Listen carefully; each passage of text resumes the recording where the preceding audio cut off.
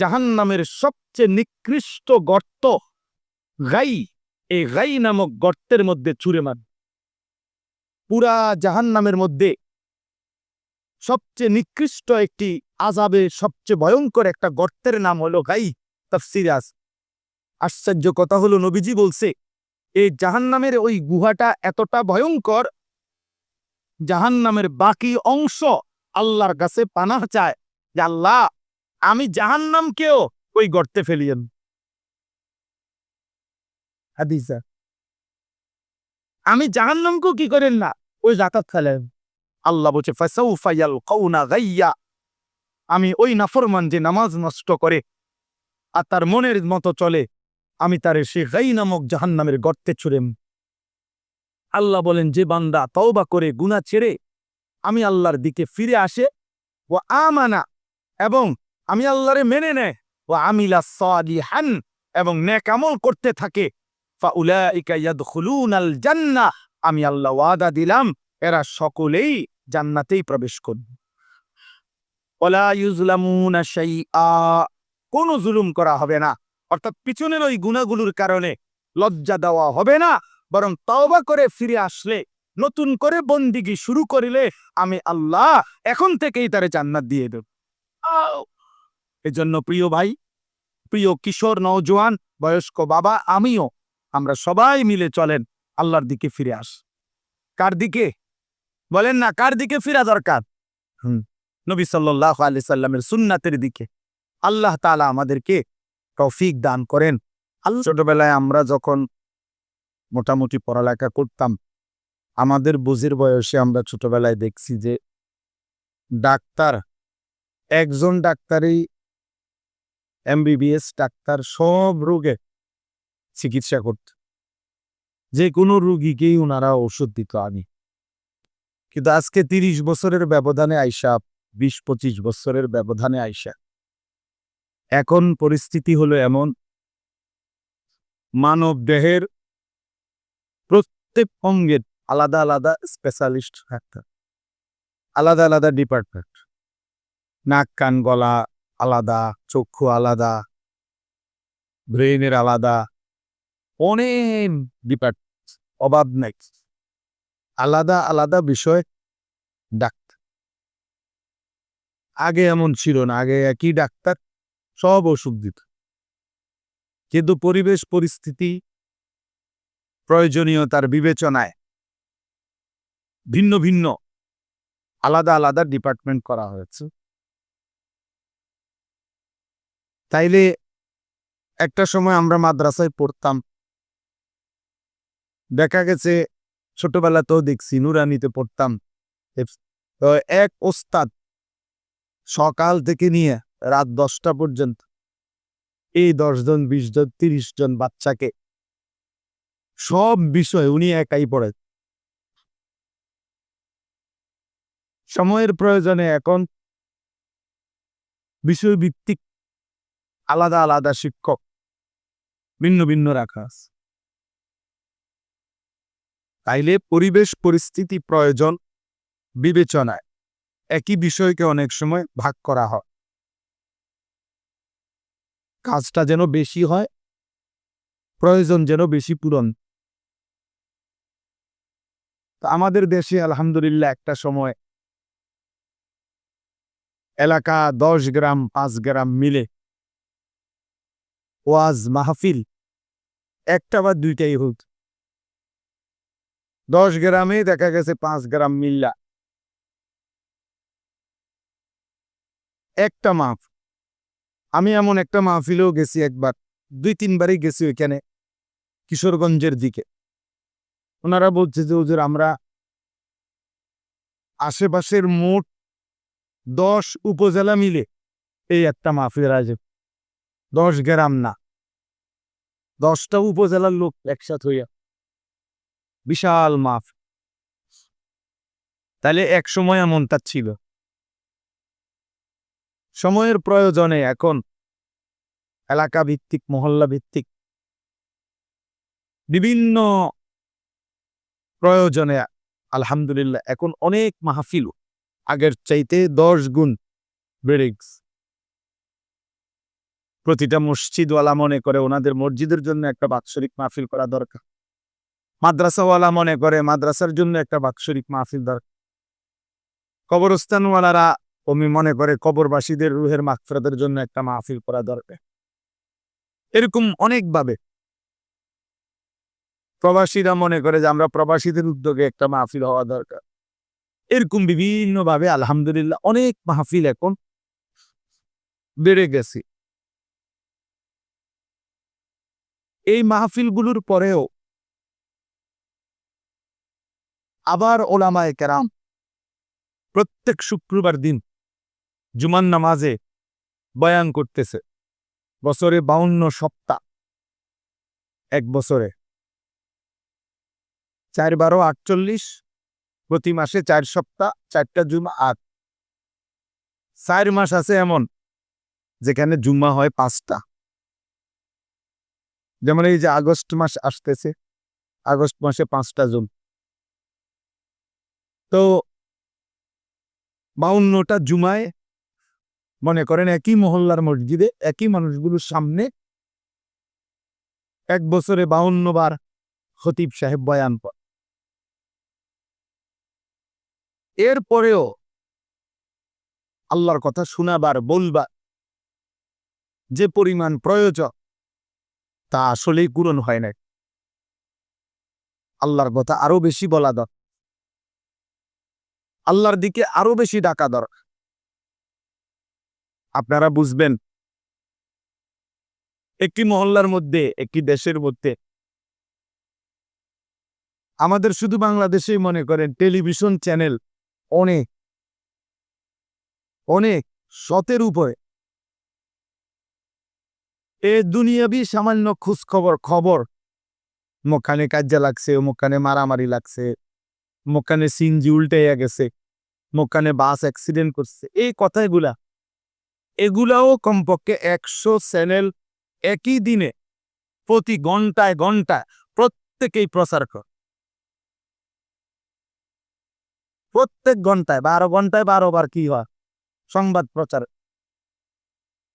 আবার অনুষ্ঠান যাই চলে নিচে দিয়া, আবার হেডলাইন এগুলা সারাদিনে উঠতে থাকে।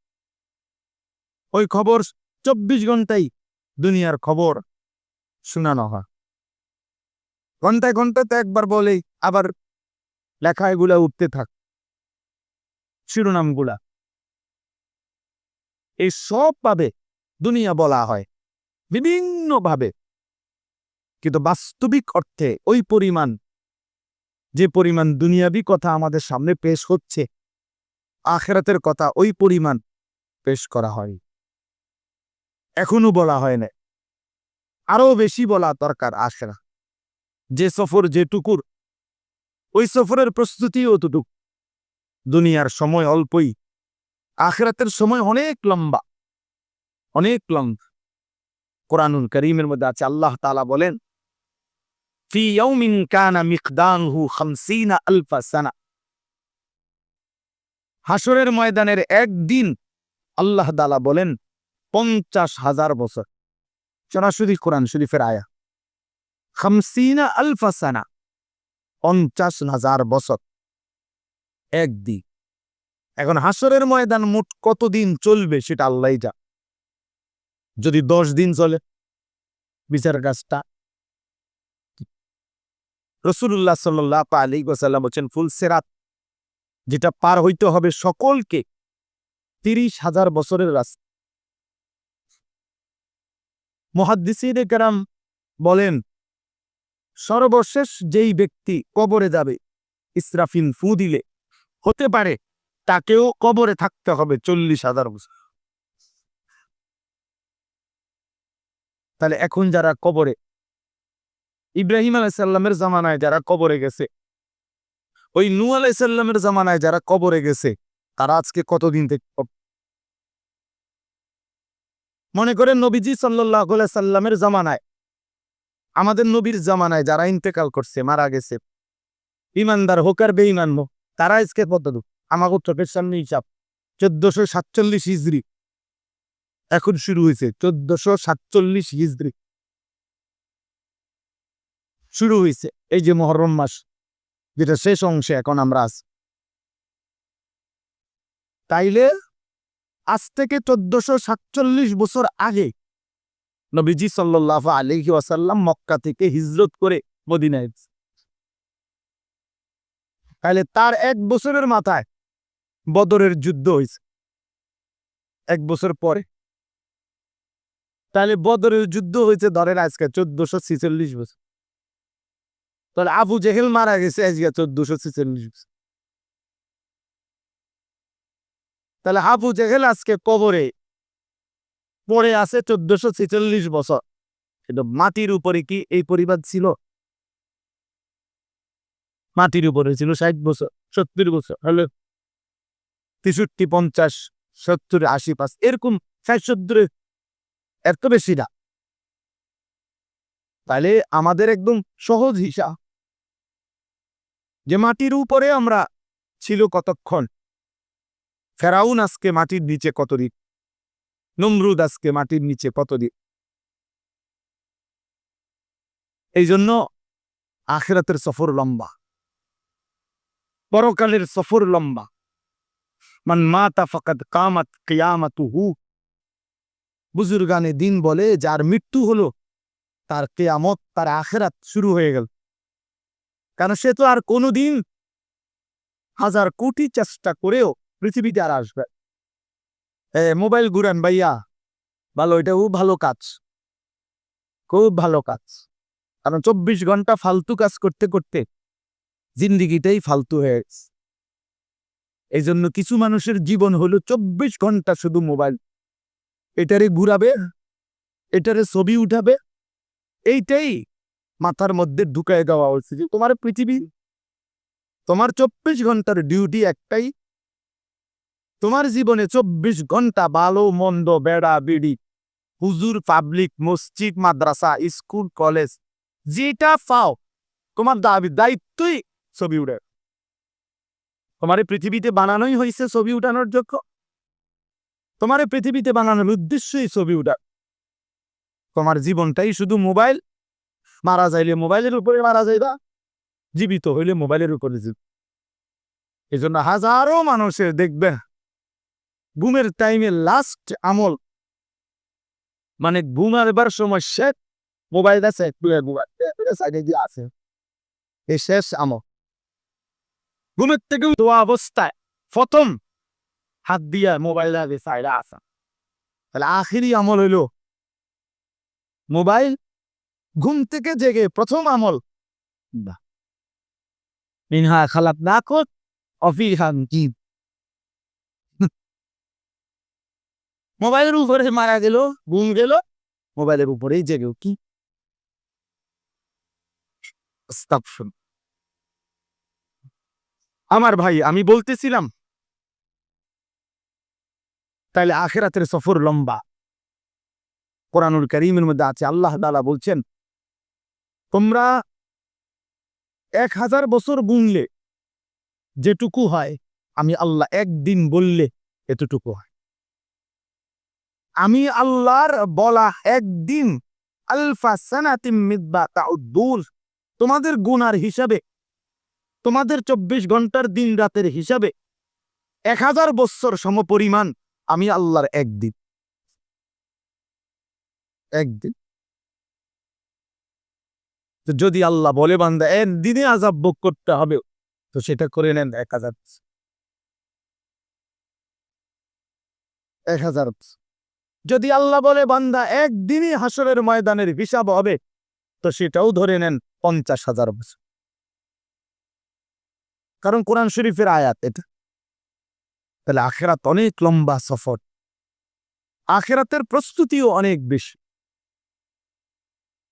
40 দিন আমরা হজ্জের সফরে গেছি, অনেক কিছু নিয়ে গেছি, অনেক কিছু, নীল কাটার, কেচি, ছুরি, পেলে, ছোট একটা মগ, দস্তরখান, 4-5টা মেসওয়া, 2টা লুঙ্গি, 6টা পাঞ্জাবি, টুপি, গেঞ্জি, ব্রাশ, পেস্ট, মেসওয়া, কত কিছু নিয়ে একটা লাগেজ বইরা তারপরে হজে গেছে, কারণ 40 দিনের সফর, অনেক কিছু লাগনি। সেখানে গিয়েও অনেক কিছু কিনতেছে, গিয়া পড়ছি এখন বালতি নাই কাপড় দুইবার, এটা তো আর বাংলাদেশের থেকে বালতিটা নেওয়া যান, তৈরি গিয়ে কিনছি। এখন বালতি কিনছি তো তো মগ কই, মগ দিলে যে গোসল করতে গেলে মগ লাগবে না একটা, যে মগ এটা কিনছি। এখন ঠান্ডা লাগতেছে, হঠাৎ জ্বর উঠছে, সর্দি খুব, এখন একটা হিটারের মতো মানে যেটা দিয়ে পানি গরম করে, এইটা কম দামের মধ্যে যে কদিনে হোক অন্তত আমার দরকার, তো এইটা একটা কিনছি। এরকম সামান্যটুকু সফরের জন্য কত বেশি কত কিছু লাগে। আমার প্রিয় ভাই বাপ, এত লম্বা আখিরাতের জন্য প্রস্তুতিও অনেক অনেক প্রস্তুতি। এজন্য আখিরাতের জন্য বলা দরকার আরো অনেক বেশি, করা দরকার আরো অনেক বেশি, অনেক বেশি। এই জন্য ওলামায়ে কেরাম প্রতিনিয়ত বর্তমান সময় মানুষের ভিতরে গুনাহের প্রবণতা, আল্লাহর নাফরমানির প্রবণতা মাত্রাতিরিক্ত, মাত্রাতিরিক্ত। মানুষ যেন বানের পানির মতো, বন্যার পানির মতো বাঁধ ভাঙ্গা আল্লাহর নাফরমানির প্রতিযোগিতা করতেছে। ঘরকে ঘর, ঘরকে ঘর, ঘরকে ঘর। একসময় তো শুধু টেলিভিশনের সামনে সবাই দেখত, একসময় তো নির্দিষ্ট সিনেমা হলে গিয়ে দেখত। আজ এই বড় মোবাইল, এই আধুনিকতার এই যুগে আইসা প্রত্যেকের হাতে হাতে মোবাইল, ছোট বড়, নারী পুরুষ, এমন বহু স্বামী স্ত্রীও আছে এই যে একসাথে ঘুমাইছে, শুইছে একসাথে, ঠিক আছে, কিন্তু কারো মধ্যে কোনো ব্যক্তিগত কোনো আনন্দ, কথাবার্তাও নাই। দুইজনের দুইটা মোবাইল, উনি ওনারটা দেখতেছে, বেরিয়ে বেরিয়ে দেখতেছে, এরই মধ্যে দুজনের ঘুম চলে আসছে। অর্থাৎ মোবাইল আপনজনকে পর্যন্ত কেড়ে নিছে, ব্যক্তিগত আবেগ ভালোবাসাও কি করে নিছে। আপনি যেই কোনো দূরপাল্লার বাসে চড়েন, দেখবেন যে আমি বহুত দেখছি, এই বাসের আগে বাসে পরিচয় হইতো কথা কথায়, মানুষে বলতো যে কথা কথার মধ্যে আমার আত্মীয়, এরকম বলতো। এখন আর কেউ কারোর সাথে কথা বলে না, প্রত্যেকের মোবাইলই। এতটাই ব্যস্ত, কুমিল্লা ক্যান্টনমেন্টে নামবে, নামার টাইমের সময়ও আমি নিজ চোখে দেখছি, সে মোবাইল থেকে মাতালগি দিয়ে কন্ট্রাক্টরের কইছে ক্যান্টনমেন্ট নামাই দিও, আবার আবার পেশাব করতেছে দাঁড়াইয়া, অপদার্থ ওই অবস্থাতেও মোবাইল দে নিচে মুতেরেন। এটা কি গায়ে মুতে নাম ভাই, রাস্তা কিনতে এত কিছুর দরকার, মোবাইল টিপতেস। 24 ঘন্টা জিন্দিগি এইভাবে আমার। তাহলে এইভাবে নাফরমানি, আল্লাহর অবাধ্যতা মাত্রাতিরিক্ত, মাত্রাতিরিক্ত। বেনামাজি সব যুগেই ছিল, কিন্তু এখনকার সমাজ এই পরিমাণ সাহসী যে দিনের পর দিন, বছরের পর বছর ভদ্র ভালো ফ্যামিলি মুসলমানের ছেলে মেয়ে এক ওয়াক্ত নামাজ পড়ে না, এটাকে বাপ মাও কিছু মনে করে না, সমাজ পরিবার এলাকা মহল্লার চাচা জ্যাঠা দাদারাও কিছুই মনে করে, কিছুই মনে করে, কিছুই মনে করে। অথচ ভদ্র ফ্যামিলি, ভালো ফ্যামিলি, কিন্তু ছেলে গত 1 বছরে কোনোদিন বলতে পারবে না যে ফজরের নামাজ করছি, অথচ বয়স 16 বছর 18 বছর। মা বাবারও কোনো আফসোস নেই, সন্তানেরও কোনো আফসোস নেই। এটা যে কোনো অপরাধ, এটা যে একটা পাপ, এটা যে একটা অন্যায়, এই অনুভূতিটাও নাই। কি ভুলে গেছে তাও ভুলে গেছে, কি জানা নাই তাও জানান। এই হলো বাপ হালাত, এই হলো হালাত, এই হলো জিন্দিগি। সারা দিন সারা রাত, কারো অর্থের নেশা, উপার্জনের, কারো নারীর নেশা, কারো ক্ষমতার নেশা।